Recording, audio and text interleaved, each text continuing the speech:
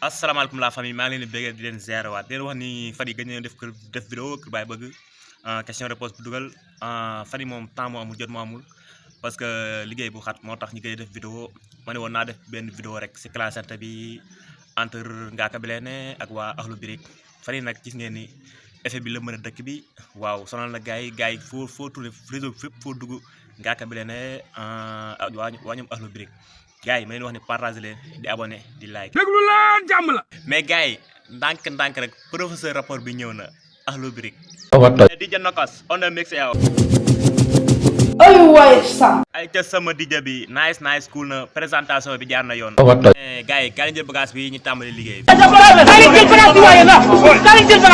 tempo rek amul pressé.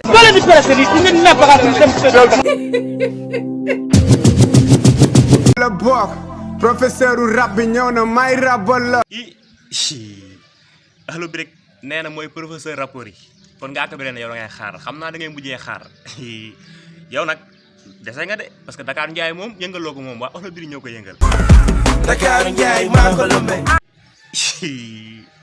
ay ca Mbaye dégg nga Mbaye lu wax Dakar Ndiaye moo ko lëmbee xam naa foofu rek la mën a yem.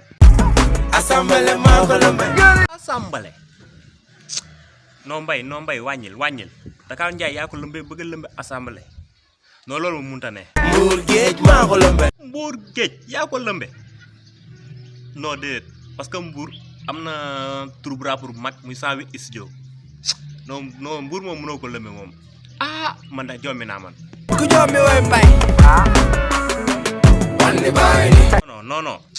non Mbaye ah man su ma jommee du ma la way man parce que man xaw ma luy rap xaw ma luy mbalax gat xaw ma ko non nu may jommee di la way nag xanaa waa Akhlou Brick. moom ak yow. Brick sànq ba tey yaa ngi bàyyi Mbaye muy lëmbe mais Brick yow si ah man de Mbaye jaaxal na ma. dof yu bon yu xamul musique kese ñoo leen di jey. non Brick arrête ça Brick man jëyu ma Mbaye parce que Mbaye moo lëmbe ma wax ko man jëyu ma Mbaye man du ma dof nag ba nga naan dof yi xamul dara moo leen di jey xaw ma la naan Brick yaa ngi may tooñ de wax naa lu leer nag. tey ma rey la gas dugal ci kàmb ñëw sa dëj di jooy. Ngaaka waajal sa bopp dégg nga Brick li mu wax dalay rey gas la dugale si kàmb gas moom xóot dugal si kàmb ñëw sa dëj di jooy préparé sa bopp. su ma deewoon ba doon néew nga laal ma baadu la lor. affaire yooyu day def effet. Ngaaka affaire yooyu day def effet. sama affaire bandi yooyu day def effet. Brick isaan yi moom yaa ngi xoole te boo xoolee moom Mbaye day gën a lëmbe neen dégg nga li mu la wax. affaire yooyu day def effet affaire bande yooyu day def effet. dañ toll ci jànku foog ni ñoo gën a rëy spendering. non Ngaaka yow da ngay xaar parce que mënoo def effet pare sa spendering daal ndaw. duul.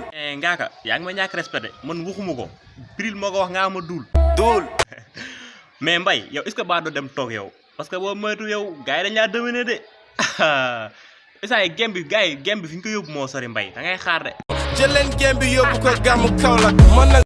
astaghfirullah mais Ngaaka yow mën ngaa classe ba pare te doo tudd waa Kaolack jël leen gem bi yóbbu ko gàmmu Kaolack ça veut dire que day mel ni yow gem bi nañ ko yóbbu gàmmu Kaolack te taalibe Baye Niass yaa ngi def erreur nag xoolal si baax li ngay gem.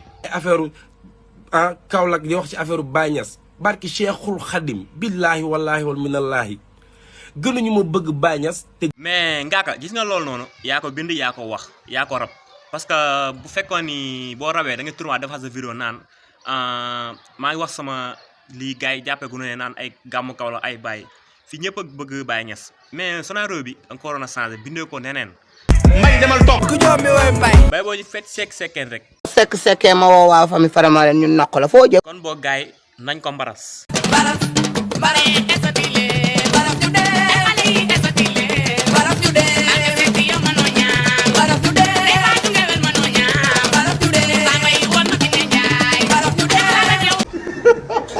vidéo baag noonu di wax ni partager leen di abonné di like Kër Baye Bëgg production effet.